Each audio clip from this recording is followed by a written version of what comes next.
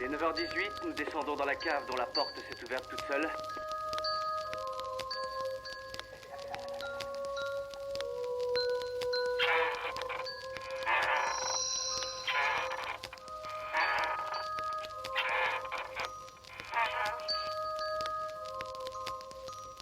On flotte tous ici. Bienvenue dans mon cauchemar. Bonjour à tous et bienvenue dans cette saison 3, épisode 2, d'Inspiré de faits réels. Je suis avec Mathias. Comment ça va, Bonsoir. Mathias ? Bah écoute, ça va très bien, j'ai pris beaucoup de plaisir à enregistrer le premier numéro de cette nouvelle saison, de cette nouvelle formule, puisque c'est un peu une habitude chez nous, nouvelle saison, nouvelle formule, et j'ai vraiment hâte de partir sur ma deuxième chronique de cette saison. Ah, tu vas nous parler de quoi ? Alors, on va parler, évidemment, c'est un thème de saison de Noël, et moi je vais plutôt m'intéresser... On avait dit pas d'émission spéciale Noël, au final, quand même. Et finalement, si, mais en même temps, il y a tellement de choses à dire, parce que je me suis intéressé à un livre que j'avais jamais lu, qui vous dira sans doute quelque chose si vous aimez Noël, hein, c'est Un chant de Noël de Dickens, et je me suis intéressé notamment à une de ses adaptations, une de ses récentes adaptations, et tu vas voir qu'il y a des choses à dire sur qu'est-ce que c'est vraiment l'esprit de Noël. Ah, bah ça tombe bien, parce que moi je pense que je vais massacrer un tout petit peu l'esprit de Noël, hein, puisque je vais vous parler de Père Noël tueur. Ah, tu vas mettre des grands coups de chlasse dans Noël, en fait. C'est ça, des grands coups de slash dans Noël. Bah écoute, je te propose qu'on y aille. Allez, c'est parti. L'idée de ma chronique, elle m'est venue en lisant un article que je trouve passionnant et que je vous conseille d'ailleurs dans The Hollywood Reporter, qui s'appelle The Strange Appeal of Christmas Horror, l'étrange attirance qu'on peut avoir pour l'horreur de Noël.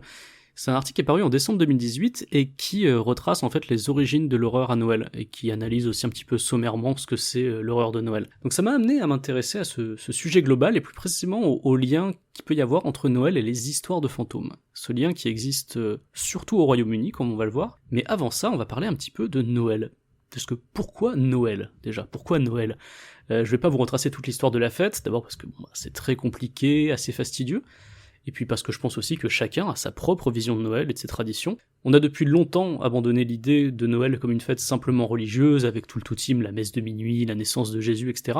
Mais en fait, Noël, ça emprunte aux religieux, mais aussi aux païens, et ça célèbre aussi d'une certaine façon cette religion moderne qu'est le capitalisme, mais j'y reviendrai là-dessus un petit peu plus tard. Dans une vidéo passionnante aussi, qui s'intitule « What do Christmas movies mean ?», que signifient les films de Noël, le youtubeur cinéma Patrick Willems, donc je vous conseille aussi le travail, s'interroge sur le sens de Noël. Et j'aime bien ce qu'il dit dans cette vidéo, c'est que, au-delà de ses considérations religieuses, Noël symbolise, je le cite, la lueur d'espoir dans les ténèbres de l'hiver. En fait, cette fête, elle part à la base d'une sombre nuit d'hiver où des gens se sont réunis pour faire preuve de gentillesse et de générosité. Et c'est devenu une tradition, célébrée chaque année un petit peu partout dans le monde et reprise par chacun à sa façon. Et comme le note Patrick Willems, je vais le citer à nouveau, Noël, c'est un des événements les plus partagés dans le monde. Ce qui permet donc aux conteurs d'histoire d'accéder à quelque chose d'universel. Les gens peuvent s'identifier, ils peuvent trouver quelque chose de familier avec l'imaginaire global de Noël, et c'est aussi l'occasion parfaite pour rappeler que même si Noël est beau, c'est un beau moment pour les gens qui sont entourés et qui peuvent le fêter, ça peut être aussi un moment terrible pour d'autres. Et c'est ce qu'on retrouve justement dans l'histoire de fantômes de Noël. Tanya Kirk, qui est conservatrice à la British Library et qui est l'éditrice de plusieurs recueils de nouvelles dont Chill Tidings et Spirits of the Season, qui recueillent justement des nouvelles plutôt fantastiques, horrifiques, qui se passent au moment de Noël. Elle explique que le Royaume-Uni a une longue tradition qui unit Noël et les histoires de fantômes, parce que ça a commencé à devenir répandu à peu près au moment de l'ère victorienne de se raconter des histoires de fantômes la nuit du réveillon. Alors il y a plusieurs raisons à ça, d'abord la religion, puisqu'il existe une croyance selon laquelle les esprits seraient plus proches de notre monde à la veille des grands jours, des grands jours saints. Donc à Halloween par exemple, on connaît, puisque ça arrive juste avant la Toussaint, mais aussi à la veille de Noël. Le 24 décembre, ce serait aussi un moment où les esprits seraient plus proches de notre monde, ils pourraient presque traverser le voile qui les sépare de notre réalité. Puis le 24 décembre, c'est aussi une nuit particulièrement sombre et longue, qui est proche du solstice d'hiver dans l'hémisphère nord, et c'est le genre de moment où on aime bien se réunir au chaud, au coin du feu, et justement jouer à se faire peur. Même si le film ne se passe pas à Noël, on retrouve cet esprit-là dans Dead of Night, au cœur de la nuit, qui est un film britannique de 1945, et que je vous conseille, mais dont je vous parlerai peut-être plus tard dans Inspiré de faits réels, parce que c'est un film qui est assez intéressant. Et là, on va plutôt se concentrer sur les histoires de fantômes qui se passent à Noël. Dans la préface de Chill Tidings, Tanya Kirk explique que les choses se sont accélérées à l'ère industrielle. par rapport à 2 facteurs. D'abord, il y a la mode de l'occultisme et du spiritisme qui a commencé à déferler sur l'Europe et les États-Unis à ce moment-là, et puis il y a aussi l'essor de la presse, et l'apparition de magazines qui contenaient des nouvelles. On demandait des formats plutôt courts, ce qui était assez pratique pour les histoires horrifiques, et on trouvait tout particulièrement des histoires horrifiques en fin d'année, pour les raisons que je citais juste avant. D'ailleurs, il n'y avait pas que de la fiction, puisque si vous vous souvenez, dans le Bureau des Mystères, je parlais d'un article de 1936 qui était paru dans Country Life, qui montrait la photo de la Dame Brune de Raynham Hall. Et ce magazine-là était paru un 26 décembre. Donc vous voyez, on est un petit peu dans cette saison-là. Le Royaume-Uni, c'est aussi un pays où Noël et les fantômes restent très associés depuis tout ce temps, avec une énorme tradition de téléfilms de fantômes pour Noël. Un des plus connus notamment, qui s'appelle La Dame en Noir, ça a été un énorme succès quand il a été diffusé le 24 décembre 1989. Il est adapté d'un roman, et d'ailleurs c'est un roman qui a connu d'autres adaptations en 2012 avec Daniel Radcliffe, je sais pas si tu l'avais vu Hugo, c'était un film plutôt sympa. La dernière fois qu'on en avait parlé, je ne l'avais pas vu, et je l'ai vu. Tu vois, c'est plutôt sympathique comme film, c'est de l'horreur gothique victorienne, comme on aime bien, quoi. Voilà, on retrouve ces fantômes donc dans des téléfilms, dans les magazines, dans les nouvelles, et donc évidemment dans la littérature au sens global. L'exemple le plus connu, c'est sans doute Un chant de Noël de Charles Dickens, qui est paru en 1843, et il s'agit littéralement d'une histoire de fantôme, qui contient même des effets horrifiques. Alors je l'ai lu, là, très récemment, je l'avais jamais lu avant, et certains passages, honnêtement, pourraient être très facilement adaptables en scène de film d'horreur. On a le fantôme de Marley au début, qui se fond dans une poignée de porte, enfin dans un heurtoir. Il y a des descriptions de ces chaînes très lourdes qui traînent, il y a même l'apparition du fantôme des Noëls futurs qui évoque un petit peu la faucheuse dans son design, et puis son silence glacial aussi qui met mal à l'aise. En fait, l'idée dans Un chant de Noël, c'est en partie de faire peur, mais pas uniquement. Il y a surtout un très très fort sous-texte moral et social dans l'œuvre. Je vous refais vite fait l'histoire, mais vous connaissez sûrement l'histoire d'Un chant de Noël, c'est l'histoire de Ebenezer Scrooge, un vieil avare qui déteste Noël, et qui, la veille de Noël, va être visité par 3 esprits, donc le fantôme des Noëls passés, le fantôme du Noël présent, et le fantôme des Noëls futurs. Et à travers cette nuit, à travers ces 3 rencontres, Scrooge va comprendre qu'il doit penser à autre chose que l'argent, changer d'attitude, aider les autres et devenir une meilleure personne en fait. Mais en chemin, ces fantômes présentent à Scrooge, et donc au lecteur, une horreur qui, elle, est bien réelle, celle de la pauvreté qui frappe les classes les plus sinistrées de Londres à cette époque-là, vraiment les victimes de l'ère industrielle. Et dans ces descriptions-là, Dickens ne prend vraiment pas de gants, il y a même dans une vision du futur où on nous montre un enfant handicapé qui meurt parce que Scrooge ne payait pas assez son père pour qu'il paye les soins. Donc on nous montre la misère, on nous montre le système inégal, et finalement c'est ce système-là qui devient beaucoup plus effrayant que les spectres. Et tout ça, ça colle avec les idées politiques de Dickens, qui était un auteur très engagé, notamment contre le travail des enfants à l'époque. Voilà, Un chant de Noël, c'est une œuvre fondatrice, c'est une œuvre qui a énormément marqué le public au Royaume-Uni, et qui a connu des adaptations en film, en fait, à peu près dès les débuts du cinéma. En fait, même en 1901, on trouve une adaptation en film d'Un chant de Noël, et puis ensuite on a eu des films, des séries, avec plus ou moins d'intérêt pour le sous-texte social, une retranscription pas toujours fidèle de sa part d'ombre. Évidemment, dans les versions Disney, pas question d'être trop brutal. Dans les versions Disney, à la fin, Scrooge, c'est plutôt des versions optimistes, il change, ses méfaits du passé sont occultés, et je pense que c'est pour ça que la dernière version en date, en fait, d'Un chant de Noël, a un petit peu bousculé le public. C'était en 2019, il y a la BBC et FX qui se sont associés pour proposer une mini-série en 3 épisodes avec Guy Pearce dans le rôle de Scrooge, et ils avaient une approche assez différente de Disney et des adaptations qu'on a eues plus récemment, qui étaient un peu plus bon enfant. Là, c'était beaucoup plus adulte, beaucoup plus réfléchi que ce à quoi on avait été habitué. Hey, And look upon the evil that you did. who are you? The ghost. Here to inspect your heart and soul. Donc on retrouve dans cette série-là Guy Pearce, Andy Serkis, qui joue le fantôme des Noëls passés. On a même, je pense que ça te plairait Hugo, une apparition d'Adam Nagaitis, qui jouait Mr. Icky dans The Terror. Donc le casting est très bon, la photo est sublime, hein. On a vraiment des moments oniriques qui sont assez époustouflants, notamment un moment où ils arrivent devant un pensionnat enneigé à dos de chameau. Enfin, c'est une scène très onirique, très très belle, où il y a même un moment aussi où Scrooge est dans son bureau et il y a son plafond qui se transforme en lac gelé, qui se brise, et il y a un corps qui tombe dans son bureau. Enfin, c'est vraiment magnifique.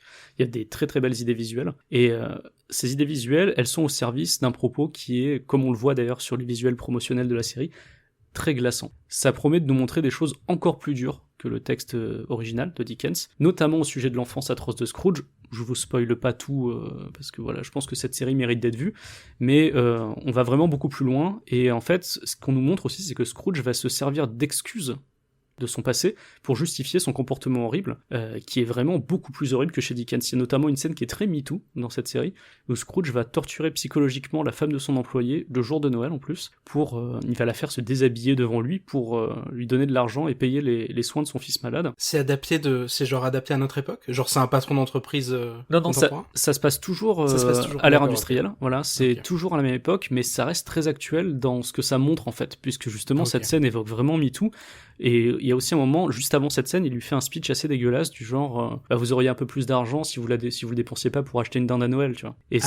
D'accord. Et c'est quelque chose qu'on Putain, retrouve... c'est Macron en fait. En fait voilà, c'est des trucs qu'on trouve aujourd'hui dans la bouche de personnes aisées vis-à-vis de la manière dont les pauvres gèrent leur argent, quoi. Donc c'est très actuel dans le propos. Il y a aussi et ça je trouve ça très fort. Donc au début, il y a le fantôme de son associé, Marley, qui vient le hanter. Donc il est couvert de chaînes. Et il explique à Scrooge que chaque maillon de sa chaîne représente une personne qui est morte à cause de leur avarice et de leur appât du gain. Donc il parle de personnes qui sont mortes par leur faute dans leurs ateliers de Londres, à Birmingham, et là c'est un détail important, à Bombay. Et là il y a Scrooge qui lui répond que c'était des sous-traitants, donc ça compte pas, voilà, pour essayer de se déresponsabiliser. Et en fait on peut faire un lien évidemment avec la mondialisation et l'absence de remords des grosses sociétés qui... vis-à-vis en fait des conséquences qu'elles peuvent provoquer dans le monde, des conséquences écologiques mais aussi humaines, parce que je vais peut-être aller un peu loin, mais je pense qu'on peut même rattacher ça à la situation des Ouïghours en Chine, c'est-à-dire qu'on ferme les yeux parce que ça se passe loin, et voilà, c'est une manière de se dédouaner, c'est pas nous, c'est des sous-traitants, voilà ce que dit Scrooge à ce moment-là, c'est quelque chose qu'on pourrait retrouver dans la bouche d'un grand chef d'entreprise capitaliste aujourd'hui, quoi. Donc voilà, c'est un discours qui est d'autant plus malin à faire à cette période de Noël, où il y a beaucoup de cadeaux qui sont justement fabriqués dans des pays pauvres, voire par des esclaves dans des camps en Chine. Donc voilà, c'est un discours qui est intéressant à tenir à ce moment-là de l'année, et qui est très très actuel. Tout au long de ce Christmas Carol, Scrooge va chercher des justifications, va chercher des excuses, va essayer d'expliquer ses actes, et à la fin, comme dans la version de Dickens, il semble avoir changé, et il essaye de réparer le mal qu'il a fait, notamment à son employé, et il promet d'agir avec plus d'humanité. Mais je vais un tout petit peu spoiler, mais en fait c'est important de parler de la fin aussi, donc si vous voulez... avancer d'une dizaine de minutes dans le podcast, si vous voulez, une dizaine de minutes carrément ? Non, de 5 minutes je pense, j'ai bientôt fini. Mais voilà, si vous voulez pas du tout connaître la fin, avancez, mais c'est important que je parle de la fin parce que c'est un des thèmes centraux en fait de Christmas Carol, et c'est ce qui différencie de Dickens, c'est que à la fin, il y a une très très grande différence entre l'œuvre originale et les adaptations gentillettes et cette version-là, c'est que un des thèmes centraux dans le Christmas Carol 2019, c'est l'hypocrisie de Noël, qui est dénoncée au début par Scrooge. Et en fait, il explique son mauvais comportement en disant que si on est capable d'être bon un jour par an, en fait, il faudrait l'inverser et être mauvais qu'un seul jour, mais qu'on ne le fait pas. Donc pour lui, ça prouve que l'homme, c'est une bête mauvaise, et qui fait preuve d'hypocrisie une fois par an en se montrant généreux. Et il dit que c'est qu'une façade, que c'est qu'une illusion, et que lui s'estime différent, et que se comporter avec la cruauté qu'il a, c'est plus honnête. Et en fait, il comprend petit à petit, dans les 3 épisodes, que ces grands raisonnements qu'il fait sont uniquement une manière de se dédouaner. Et à la fin, quand Marley revient le voir et commence à lui parler de rédemption, contrairement à la version de Dickens, Scrooge refuse la rédemption. Il reconnaît qu'il ne mérite pas d'être sauvé. Et il se dit même prêt à sacrifier sa vie, son âme, pour sauver un innocent qui est mort par sa faute. Donc dans la version dans la version là de 2019 sur la BBC et sur FX, il n'y a pas de pardon, il n'y a pas de rédemption. Il y a juste l'espoir que Scrooge ne fasse plus les mêmes erreurs, et ça se traduit aussi par le fait que Scrooge dans cette version-là est plus jeune. Il a une 50aine, 60aine d'années, alors que c'est plutôt un vieillard dans la version de Dickens et dans les autres versions qu'on connaît. Donc voilà. Et on a juste l'espoir que Scrooge ne fasse plus les mêmes erreurs, et on ne nie surtout pas les souffrances qu'il a causé par ses précédents actes. C'est un truc qui est un peu balayé dans la version de Dickens, alors que là, Christmas Carol, cette version 2019 ne finit pas bien, parce qu'en fait les malheurs causés par Scrooge n'ont pas disparu comme par enchantement, et aussi parce qu'il existe d'autres Scrooge dans le monde, à toutes les époques. Et le tout dernier plan de la série vient briser le 4e mur, et insiste bien sur le fait que toute cette histoire fait écho à notre époque, et que des Scrooge, il y en a partout. En fait, le chant de Noël de Dickens, il a pas tant vieilli depuis 1843, mais je trouve que sa réinterprétation de 2019, elle prouve à quel point le propos social reste d'actualité, elle le remet un petit peu, elle lui redonne un coup de jus, et il faut jamais oublier que les belles lumières qui illuminent la nuit de Noël sont souvent entourées de ténèbres. Oh, bravo. Merci, j'avais écrit belle cette fin. Bah oui, jolie fin.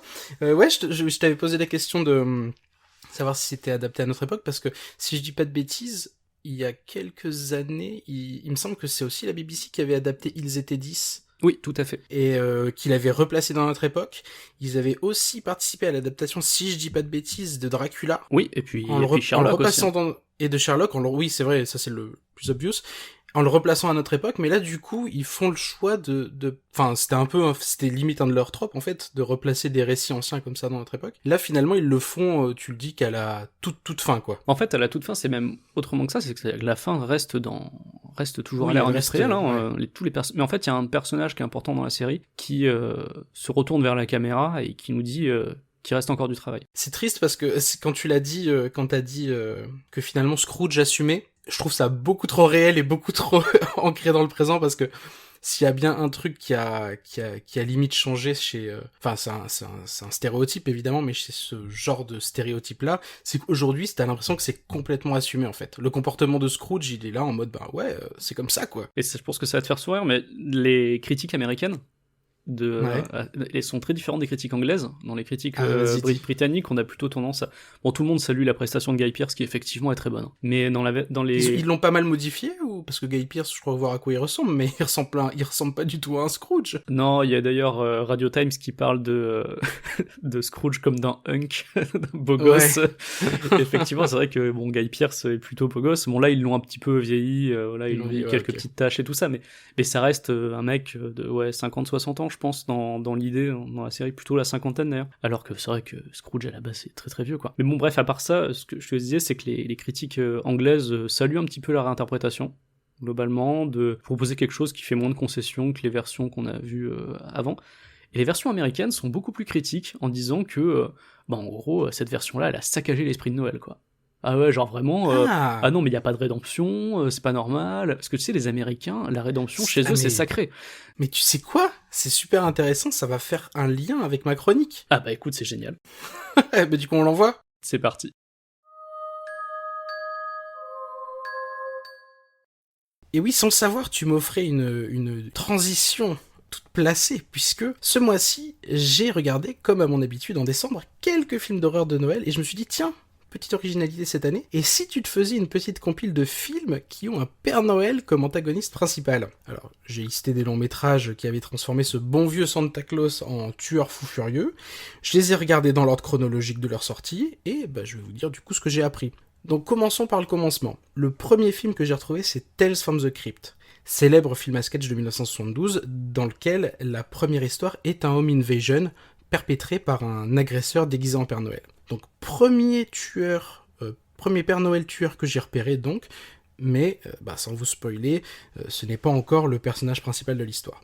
Vient ensuite, en 1980, To All a Good Night, réalisé par David S. Ce même David S. qui était le chef de clan meurtrier dans La Dernière Maison sur la Gauche de Wes Craven, qui a du coup réalisé son propre film. Dans celui-ci, quelqu'un enfile un costume de Père Noël pour tuer les jeunes femmes d'une sororité et leurs petits copains venus les rejoindre. Et là, tu me dis, mais dis donc, ça ressemble pas drôlement à Black Christmas sorti 6 ans plus tôt ? Voilà, mais pas du tout.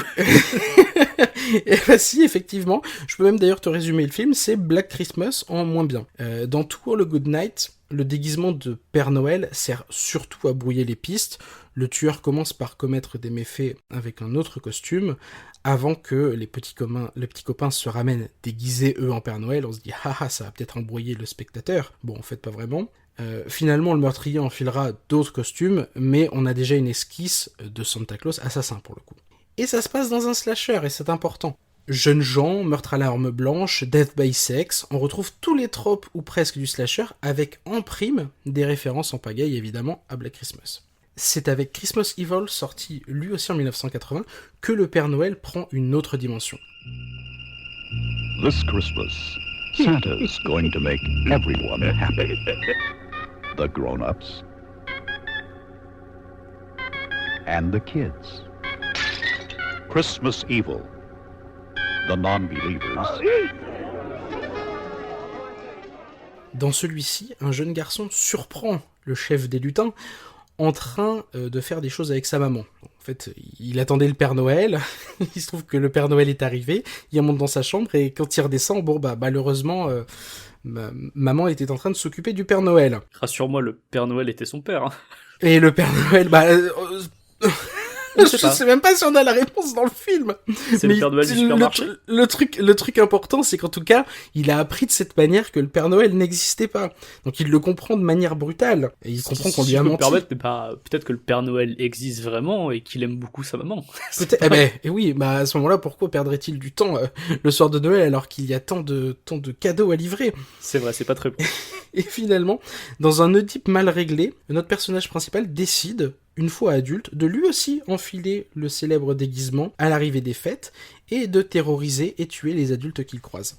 Si l'exécution, on va être honnête, n'est pas flamboyante, en revanche, sur la théorie, le film est assez cool et a des trucs à dire. L'imagerie de Noël est complètement déformée par le point de vue et la personnalité psychopathe du personnage principal, les petits soldats de plomb deviennent des armes létales, le détraqué prend des notes quand il stalke les enfants par leur fenêtre pour déterminer s'ils sont sages ou non, c'est quand même sacrément creepy. Il travaille dans une usine à jouets bas de gamme, ce qui le rend encore plus fou parce que lui est attaché à l'esprit de Noël et aux beaux jouets. Bref, c'est tout l'esprit de Noël qui est tordu dans Christmas Evil, et c'est un peu une première. Dans les précédents films, Noël était utilisé comme cadre, le costume comme accessoire, et ça restait finalement assez cosmétique, et avait assez peu d'intrication avec ce que représente Noël comme moment. Christmas Evil lorgne davantage du côté du thriller psychologique, les scènes à caractère horrifique sont plutôt ratées et sa sortie est restée plutôt confidentielle, mais c'est un début qui va inspirer un autre film. You've made it through Halloween. Now try and survive Christmas. Silent Night. Deadly Night. Et cet autre film, tu le connais Mathias, puisque c'est 4 ans plus tard que sort Silent Night, Deadly Night, que l'on avait chroniqué dans Inspiré de Ferrell il y a quelques années. Finalement, Silent Night, c'est un peu le mélange de To All a Good Night pour la partie slasher, et Christmas Evil pour la partie scénario, puisque, là encore, c'est un trauma causé le soir de Noël qui va rendre le protagoniste principal instable, pour le dire poliment, vis-à-vis des questions de Noël. Lui va voir ses parents assassinés par un Père Noël braqueur, ce qui est quand même bien pire que d'apprendre que le Père Noël n'existe pas parce qu'il drague sa maman. Sauf que Silent Night, Deadly Night va être bien mieux distribué que Christmas Evil. En 1984, on est en pleine vague slasher, on est l'année de sortie de Nightmare on Elm Street, qui, je crois d'ailleurs, les 2 films sortent le même jour aux USA, et des pubs pour Silent Night passent en plein après-midi à la télévision.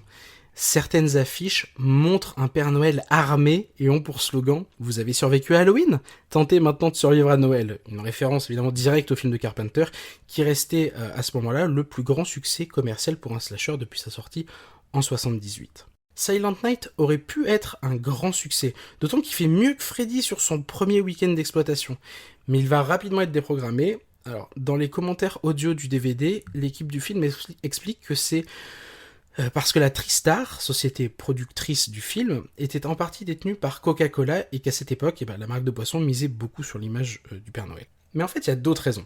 Des associations parentales, connues aux États-Unis pour être particulièrement conservatrices et vocales sur les questions de représentation du sexe et de la violence au cinéma, vont faire pression en manifestant devant les salles pour faire retirer le film. D'autant que dans Silent Night, ce qui va attirer l'attention de la National PTA, donc pour Parent and Teacher Association, c'est le marketing qui appuie clairement que dans le film la violence est perpétrée par un Père Noël. Des célébrités, des critiques vont descendre le long métrage parce qu'il s'attaque justement à ce bastion de la famille occidentale, ce symbole de bienveillance qu'est le Père Noël, et affirme que cette représentation aura un effet négatif sur ce que les enfants pense de Noël. Ce qui finalement revient à lier à ce que tu disais à ta précédente chronique. Enfin, on ne peut pas représenter mal Noël. Il doit y avoir une rédemption pour les Américains. Il doit y avoir quelque chose qui se termine bien, sinon ce n'est pas Noël.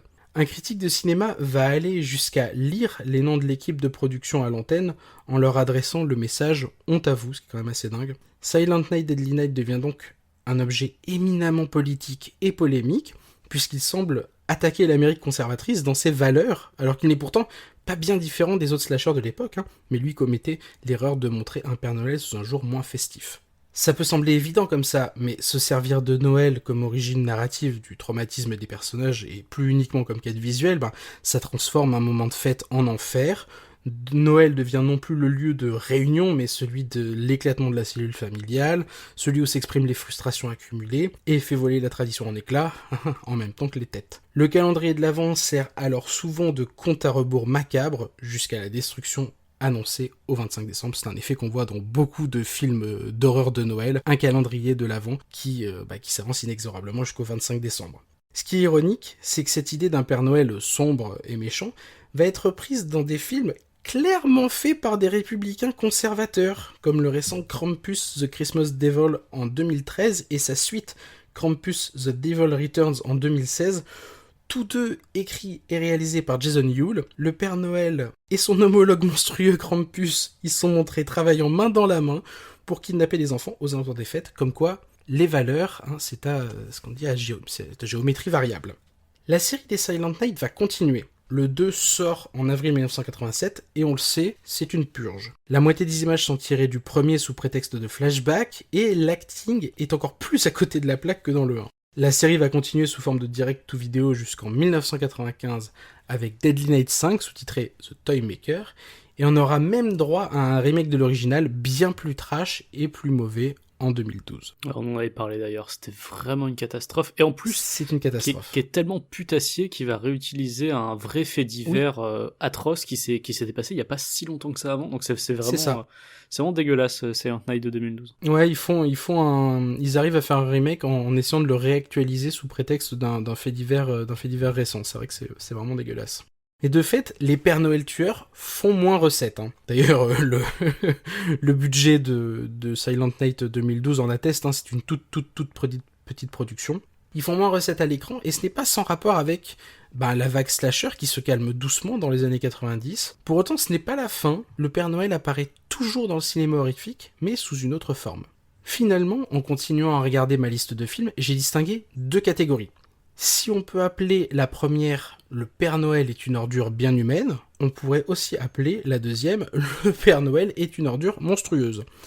Dans les années 2000, on aura encore droit à quelques Santa Claus bien déjantés, en témoigne celui que joue le catcheur Goldberg dans Santa's Slay en 2005, qui est vraiment concon, mais un point difficilement imaginable. Mais progressivement, le Père Noël va changer de forme, il va passer de sa forme humaine, qui accepte finalement que le Père Noël n'existe pas et qu'il est incarné par des gens du quotidien, à sa forme mythique ou mythologique. Dans les années 2010, j'ai retenu 2 films assez symptomatiques finalement de ce revirement de la représentation du Père Noël tueur. Ce qui est marrant, c'est qu'ils sont européens. Le premier, Saints, est un film hollandais sorti en 2010. Il montre un Saint-Nicolas complètement despotique qui, en l'an 1492, va périr dans les flammes pour revenir enlever quelques siècles plus tard les enfants d'Amsterdam. Bon, ça se termine en eau de boudin, mais c'est une série B, sinon relativement sympathique. Le deuxième, tu le connais Mathias, c'est Rare Exports. Ouais, qui était sympa quand on l'avait vu, c'était il y a longtemps. Alors peut-être que mes souvenirs sont bons, mais qu'en fait c'était une purge. Bah écoute, je vais t'avouer un truc, c'est que en fait je me suis rappelé qu'on l'avait vu 10 minutes avant la fin. J'avais tout oublié. J'ai regardé l'intégralité du film en ayant oublié que je l'ai déjà vu. Donc voilà, c'est bon, ça dit ce que ça dit. C'est un film finlandais, donc sorti en France sous le nom Père Noël Origine, dont le titre nous dit surtout que la distribution a eu du mal à marketer ce film, qui est finalement assez Spielbergien, ça tire tout autant du côté de la comédie que de l'horreur. C'est un film qui a fait le tour des festivals, qui a plutôt bien marché d'ailleurs en festival. Le pitch est assez simple, une équipe de forage américaine déterre sciemment le Père Noël en haut d'une montagne, mais évidemment, lui et ses lutins menacent de s'échapper et de ravager un village en contrebas. Dans les 2 cas, donc de Saint et Rare Exports, le Père Noël est abordé par son versant historique et mythologique et le transforme ainsi en monstre du cinéma. Dans Rare Export, on a un gamin qui fait des recherches dans des bouquins pour savoir ce que c'était que les représentations du Père Noël à ses débuts. Mais en tout cas, c'est une manière de le transformer en monstre à la manière d'un Dracula, du monstre de Frankenstein ou de la créature du lac noir. Je pense que ça tient beaucoup au fait que les années 2010 ont vu un retour en force des figures monstrueuses, en témoignent les tentatives d'Universal de faire revivre son Monster Universe, et le succès par exemple d'un film comme La Forme de l'eau. On pourrait rajouter les Krampus dans cette courte liste, qui a été très actif dans les années 2010, surtout dans les films américains, mais son but n'est évidemment pas le même, puisqu'il ne s'agit plus d'un détournement de code. Krampus est de base une figure du mal, et j'ai presque l'impression qu'aux États-Unis, puisque c'est surtout Krampus qui va être représenté aux États-Unis dans les années 2010, il sert à faire fonctionner horreur, monstre et Noël, sans avoir à convoquer la figure du Père Noël, et finalement se reprendre peut-être une autre polémique, puisque qu'on peut supposer, c'est que, et ce que tu nous as dit dans ta chronique le confirme un peu, les mentalités aux États-Unis vis-à-vis de la manière dont on peut représenter Noël n'ont peut-être pas tant évolué entre 1984 et aujourd'hui. Donc finalement, et je conclurai là-dessus, en regardant ces films, je me suis posé la question, est-ce que le Père Noël est comme la poupée, tu sais, ou le clown, une entité joyeuse que le cinéma de genre s'est approprié pour en faire son extrême opposé, aussi par effet de contraste, et pour aussi tester ce qu'on peut montrer à l'écran? Alors évidemment, la réponse est non. Le clown et la poupée, pour rester sur ces deux exemples, ne sont pas liés à des traditions, à des lieux ou à des moments. En cela, la représentation est moins politique et surtout moins polémique. La poupée, les clowns, comme d'autres tropes d'ailleurs du cinéma de genre, ne sont pas autant pris dans une histoire et autant pris dans une culture et associés aussi à tort à une religion, parce que autant on peut évidemment associer Noël à une religion, autant le Père Noël n'est pas un personnage religieux, qui font que finalement leur représentation dans l'horreur peut apparaître aussi controversée. Donc le Père Noël en fait c'est une figure assez à part, et c'est peut-être pour ça que j'aimais bien ces films-là. C'est une figure assez à part, à la fois homme puis après monstre, mensonge que l'on prononce à l'égard des enfants, identifié à tort à une religion, ce qui fait qu'il y a des communautés qui s'y cramponnent, figure malgré lui du cinéma de genre. En fait, je trouve pas trop d'équivalent au Père Noël, et c'est peut-être ça qui fait que j'aime bien les films d'horreur de Noël. Après, pour revenir sur pourquoi le Père Noël, je pense que, tu sais, je disais au début je reprenais les propos de Patrick Williams sur pourquoi est-ce que on s'intéresse autant à Noël, et c'est son côté global aussi, son côté que tout le monde a une vision de ce qu'est à peu près Noël. Je me dis peut-être tout le monde, grâce aux énormes campagnes marketing de Coca-Cola dans le monde, par exemple, a une idée assez précise de ce que c'est le Père Noël, de ce qu'il représente. Donc peut-être que pour des réalisateurs, c'est peut-être Noël la fête, et le personnage du Père Noël, le personnage qui fait que tu peux créer de l'horreur saisonnière le plus facilement en fait. Ouais, je suis pas sûr, parce que autant pour pour une comédie de Noël, je dis pas. C'est probablement un peu plus vrai, encore que il y a vraiment beaucoup de pays dans lesquels on fait pas du tout Noël, C'est pas ça a pas de c'est global, mais global dans le monde occidental, quoi. Mais oui, bien ça sûr. Va pas ça va pas au-delà du monde occidental. Donc je suis pas sûr, parce que pour les comédies de Noël, je te dirais oui, mais justement pour les films d'horreur de Noël, c'est un peu l'effet inverse. C'est typiquement ce que une immense majorité de gens n'a pas forcément envie de voir à Noël. Oui, c'est vrai. Puisque comme on l'a vu, la réception de certains de ces films ne s'est pas faite sans controverse, quoi. Donc non, en fait, je trouve le personnage du Père Noël utilisé dans le film d'horreur, c'est un détournement qui est assez unique, je trouve. Non, c'est vrai que j'arrive pas à penser à d'autres équivalents, qu'effectivement, tu as souvent raison là-dessus. C'est pas juste un amas de, tu vois, c'est pas juste un amas de signes qui est là. Par exemple, la poupée, en fait, elle est fonctionnelle, tu vois.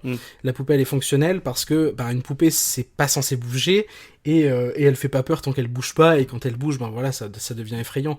Le clown, c'est un petit peu plus, à mon avis, pervers que ça. C'est que à la base, c'était une figure qu'on associait au cirque, au rire des enfants et à ce genre de choses-là, et évidemment que le twister, déjà c'était relativement facile, parce que un clown ça peut facilement faire peur, si c'est mal fait, ça peut facilement faire peur, mais voilà, ça va pas forcément au-delà de ça, et ça ne détruit pas, en fait ça ne vise pas une culture, tu vois, ça c'est plus restreint que ça, alors que le Père Noël, quand j'y repense, essayer de détourner le Père Noël, ça a peut-être pas forcément beaucoup d'équivalent, tu vois. Peut-être à la limite, je sais pas, tu vois, et en plus, il est d'autant plus particulier, et je viens d'y penser, j'avais pas pensé jusque-là, mais c'est parce qu'il y a pas de droit d'auteur sur le Père Noël. Oui, tu vois, on pourrait se dire, finalement, une figure équivalente à détourner dans le cinéma d'horreur, ce serait Mickey Mouse. Sauf que, parce que ça a le même, on va dire, ça a un écho chez les enfants, c'est accompagné d'une culture, d'une histoire, mais c'est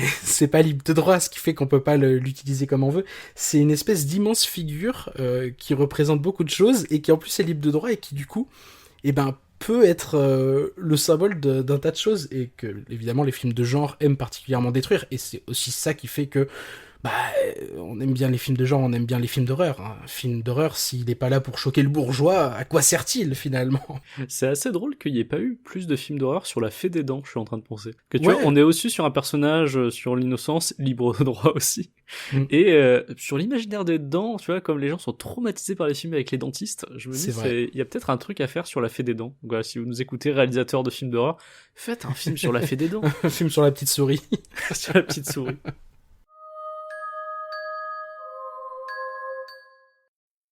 Avant de terminer cette émission, on va faire quelques recommandations et je vais commencer si tu veux bien, Hugo. Alors j'en ai deux Je t'en prie. petites. On pourrait rester dans l'esprit de Noël dans un premier temps. Si vous me suivez sur Instagram, si vous ne me suivez pas, c'est @MathiasAlcaraz. J'avais fait l'année dernière un calendrier de l'Avent des films et téléfilms de Noël. Donc si vous voulez des recommandations de films et téléfilms de Noël, sachez que j'aime beaucoup ça. Et que j'en ai 24 à votre disposition en story épinglé. Donc si ça vous intéresse, allez y jeter Depuis un an œil. C'était l'année dernière que je l'avais fait. Je l'ai pas refait cette année parce que j'avais pas 24 nouveaux films en fait, tout simplement. Mais dans les nouveaux films que j'ai vus cette année et que je peux vous conseiller, qui ne sont pas du coup dans ces 24, il y en a un sur Netflix notamment, enfin 2 sur Netflix. Il y a Love Hard. Rencontrer quelqu'un n'a jamais été facile, mais rencontrer quelqu'un en ligne... T'es marié ? C'est une vraie galère. Bon, voyons quand même le positif. Waouh, j'ai rencontré quelqu'un. Avec Nina Dobrev de Vampire Diaries et Jimmy O Yang. Jimmy O Yang qui jouait dans Crazy Rich Asians, qui est un super one-man show qui est sur Prime Video, et qui jouait, je crois, dans une série que tu regardais, Hugo, je crois qu'il jouait dans Silicon Valley, il me semble. Ah oui, j'ai regardé Silicon Valley, tout à fait. Il Voilà, jouait je crois dedans. qu'il Ah joue mais dans- oui, bah, évidemment, mais oui, il est vraiment drôle ce gars. Ouais, Je suis en train de voir de qui tu parles du coup. Si Il tu a n'as même pas vu joué son dans One la... Man, Ouais, mais il a même joué dans la série Space Force. Ah Si oui, je dis c'est pas vrai, de j'ai bêtises. pas vu Space Et- Force, donc je saurais pas dire. T'es vraiment drôle dans Space Force. Donc ouais, donc Jimmy O Yang et Nina Dobrev, donc c'est une histoire de catfishing, hein, tout simplement. Nina Dobrev pense rencontrer un beau gosse, et en fait, il se trouve que c'est Jimmy O Yang qui était caché derrière son écran, et comme c'est un téléfilm de Noël, ils vont finir par tomber amoureux, évidemment. Et l'autre que j'ai vu sur Netflix récemment, c'est Single All the Way. Christmas is a big deal for my family. And every year, I have this problem they all have to solve. Because I'm always the single one. I think you should come home with me. Donc voilà, qui est une histoire où on retrouve dans le casting la maman de Stifler, quand même, d'American Pie. Et c'est toujours cool de la voir. Et donc voilà, c'est une histoire d'amour entre 2 hommes, donc ce qu'on voit pas énormément non plus dans les téléfilms de Noël, Ouais. et qui est traité, voilà, c'est très mignon, vraiment. Tous les personnages secondaires aussi sont très attachants, donc c'est toujours cool dans des téléfilms de Noël d'avoir des personnages secondaires vraiment attachants, parce que c'est pas toujours le cas. Et voilà, on le retrouve notamment dans ces 2 films, voilà, des personnages secondaires qui sont cool et voilà, qu'on aime bien. Sinon, voilà, mon autre recommandation, au-delà des téléfilms de Noël en général, que vous pouvez retrouver, donc ces 2-là et ma liste de 24, c'est un petit cadeau que vous pourrez vous faire. Alors malheureusement, c'est trop tard pour qu'il arrive sous votre sapin, hein, puisque voilà, Ouais, je t'avoue. l'expédition ne se fait pas immédiatement. Oui, puis entre le moment où on enregistre et le moment où il va sortir, à moins que je le monte extrêmement rapidement... Ouais, effectivement, ça va être compliqué. Mais en tout cas, pour vous faire vous-même un cadeau ou pour offrir à quelqu'un pour plus tard, je voulais vous parler de Sous-Scellé. Alors Sous-Scellé, je crois que je t'en avais parlé à toi, Hugo. Ah parce oui, que je connais. Ouais, tu connaissais, j'ai fait une première enquête dessus, j'ai fait une deuxième, et là je vais bientôt en faire une troisième. Donc Sous-Scellé, pour vous expliquer, ce sont des box d'enquête que vous recevez dans votre boîte aux lettres. Vous l'ouvrez, et à l'intérieur, donc il y a des documents sous-scellés, il y a des rapports de police, il y a des coupures de presse qui sont vraiment très réalistes en plus, qui sont vraiment bien faites. Enfin, tout le matos, c'est vraiment très cool. Et vous avez tous ces éléments-là dans les mains, et vous allez devoir résoudre une enquête. Alors, un meurtre, une disparition, voilà. Il y a certaines enquêtes qui se font en plusieurs boîtes. Je sais que par exemple, la toute première qu'ils avaient sortie, c'était en 3 mois, donc 3 boîtes pour la résoudre. Il y avait énormément de matériel. Et pour commencer, ce que je vous conseille, c'est qu'ils font des enquêtes en une seule boîte. Donc, vous pouvez en commander plusieurs. Moi, j'ai essayé le Gardien des Caves, qui était vraiment très cool. C'est la première que j'ai faite chez eux, où en fait, on retrouve quelqu'un de mort dans la cave d'un immeuble. Et donc voilà, il faut résoudre l'enquête, on a les PV d'audition des différentes personnes qui vivent dans l'immeuble, donc voilà. Et là j'ai fait le deuxième qui était vraiment drôle, pas si drôle parce que c'est une enquête policière, mais moi je trouvais ça un peu marrant puisque la personne qui est morte est jouée par Fibre Tigre, qui est le maître de jeu de Game of Roll. Et en fait, donc l'histoire c'est qu'il y a un concepteur d'escape game qui est retrouvé mort dans une de ces salles d'escape game, il s'appelle Fable Table. C'est évidemment Fibre Tigre. Et donc voilà, il y a plusieurs suspects et il faut découvrir qui a planté un couteau dans le dos de Fable Table dans sa salle d'escape room. Donc voilà, c'est plutôt cool. Et là, il y en a un troisième que je vais bientôt faire qui a été scénarisé par Taous Merakchi, qu'on aime bien, vous connaissez peut-être sous le nom de Jack Parker, qui est une super autrice. Et là, voilà, elle en a sorti une qui a l'air d'être plus sur le thème un peu religieux, donc j'ai hâte de me plonger dedans. Voilà, si vous aimez les enquêtes, sous-scellées, c'est vachement bien, et vous pouvez donc soit commander une seule box, soit carrément vous abonner pour recevoir une box tous les mois. Et bah très bien. Bah quant à moi, je vais être assez rapide. J'avais une petite liste de petits jeux vidéo, des jeux vidéo qui prennent pas longtemps, que j'avais en tête, et je vais vous en proposer 2. Alors le premier, malheureusement, il n'est jouable que sur PC. Il s'appelle If on a Winter's Night for Travelers. C'est un point and click qui est fait par un couple. Il y a un gars et une nana qui se sont répartis le travail. Il y en a un qui est plutôt à la partie artistique, l'autre qui est plutôt à la partie technique.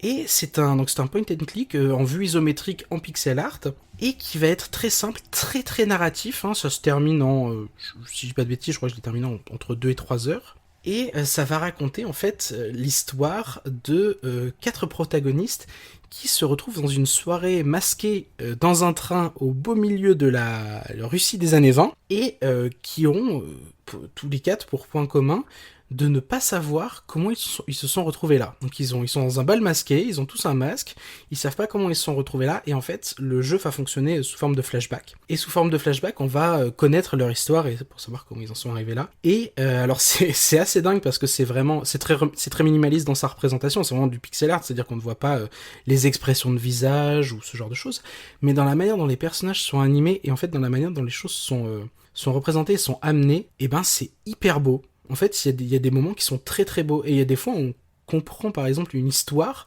grâce à on commence à comprendre où va une histoire grâce à un effet de transparence ou une petite animation, et j'ai trouvé ça d'une finesse mais absolument dingue. Et c'est un jeu gratuit puisqu'ils ont posté leur petit jeu sur itch.io et sur Steam, on peut le télécharger gratuitement. Il y a un pack qui existe quand même sur Steam pour les soutenir qui coûte 3€ et quelques, hein, que je recommande évidemment parce qu'ils ont fait un super travail, et c'est un très joli jeu, en fait, c'est juste très beau, les dialogues sont parfois mignons, parfois un peu flippants. Pas flippant genre horreur, hein, mais il y a une partie un petit peu occulte, une partie homicide, une partie voilà. Donc là-dessus vous êtes prévenus.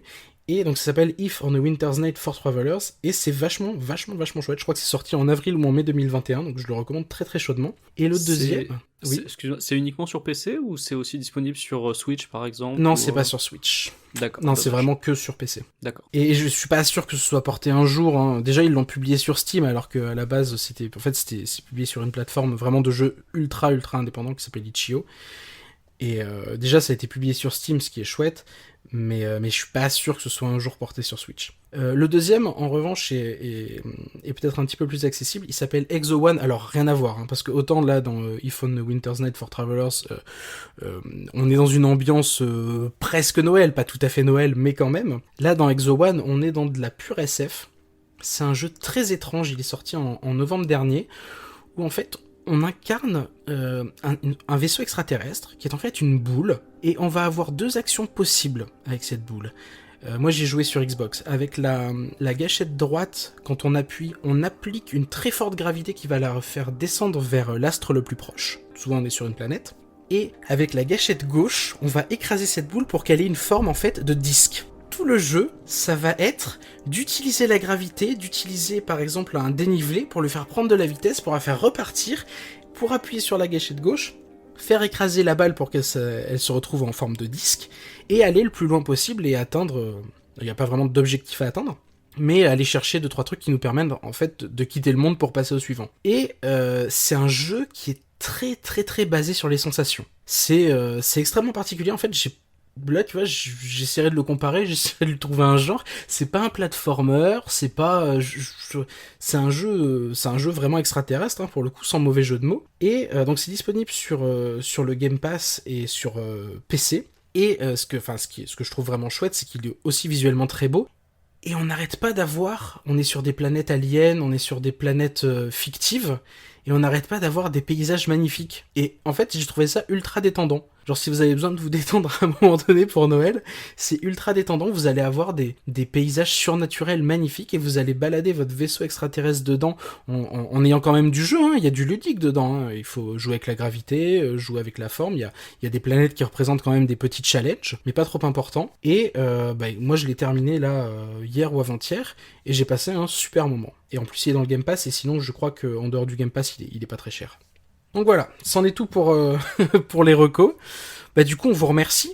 On vous remercie d'être arrivé jusqu'à la fin de cet épisode. On vous remercie aussi pour l'accueil qui a été fait pour le premier épisode de la saison 3, hein, parce qu'on a vu que vous aviez été complètement présent et ça nous fait forcément très très chaud au cœur.